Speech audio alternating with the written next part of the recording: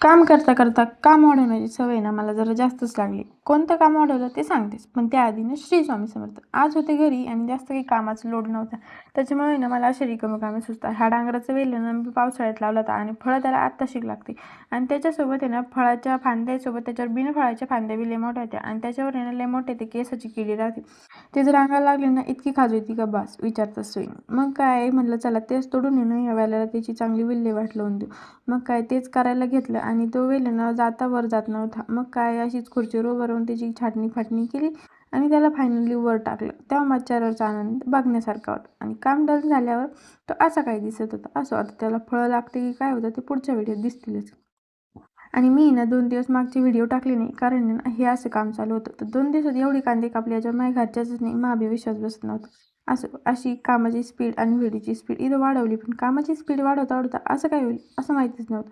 असं 2 दिवसात 2 ठिकाणी कापल्यावर तिसऱ्या दिवशी परत तेच झालं आणि मग काय आज तर कामच बंद करावं लागलं कारण आहे ना 2 दिवसापेक्षा आज जास्तच लागलं होतं. मग काय आहो बोलले राहून दे उद्या होईल आज काही ती पळून नाही चालली. बरं चला व्हिडिओ आवडला असेल लाईक शेअर सबस्क्राईब नक्की करा. थँक्यू फॉर वॉचिंग बाय भेटूया पुढच्या